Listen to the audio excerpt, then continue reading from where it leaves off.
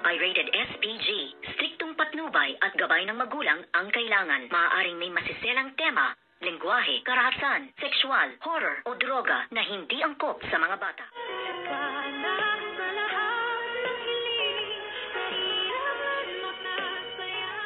Good morning and welcome sa aking munting channel, at dito nga ay nagbabalik itong si Diyosa kila Miss Lynette Santos para itama na ang mga pagkakamali at ang mga kasinungalingan nitong si Moira ay dapat nang mabulgar at malaman ni Doc RJ ang katotohanan sa lahat-lahat ng nangyari sa kanya, kung bakit nagkaroon siya ng amnesia at na-confine siya ng matagal sa bansang Amerika. At dito nga ay tinawagan na nitong si Diyosa si Bogs para nga bawiin na ang cellphone na sinanla nga nito sa kanya. At sabi naman dito ni Bogs ay meron na tong interest, walang problema kung may interest, kahit nga magkano ay meron na akong pangbayad. At dito nga ay dali-daling pumunta si Diyosa kasama si Dr. Annalyn Santos and Dr. RJ Tanyag, na kung saan nga ay pupuntahan nila ang bahay nga ni Bogs para kunin na ang cellphone nga ni Doc RJ. At dito na nga lahat malalaman ni Doc RJ ang katotohanan at ang video nga na ginawa niya na hindi niya anak itong si Zoe, na ang anak niya lamang ay si Dr. Annalyn Santos, ang nag-iisang daughter niyang Tanyag na legitimate. Kung kaya't ano kaya ang gagawin dito ngayon ni Zoe? Paano niya kaya ipapaliwanag ang pagkasinungaling niya at ang panluloko niya at pang-brainwash niya kay Doc RJ once na sumabog na ang lahat ng katotohanan na ito?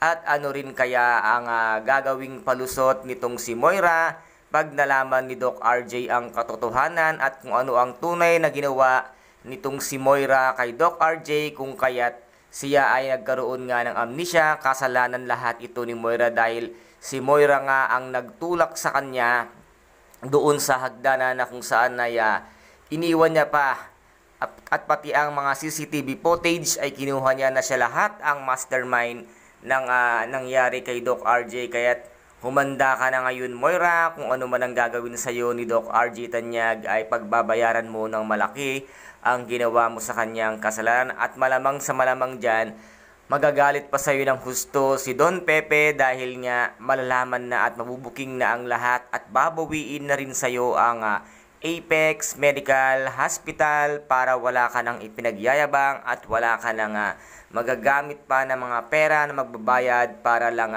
magawa ang gusto mo. Ang lahat ng pati ang pagkitil ng buhay ay gagawin mo para lamang mapagtakpan ang iyong mga kasinungalingan. Kaya dito na kaya nagtatapos ang mga kalokohan nitong si Moira, dahil nga malalaman na ni Doc RJ ang lahat ng katotohanan.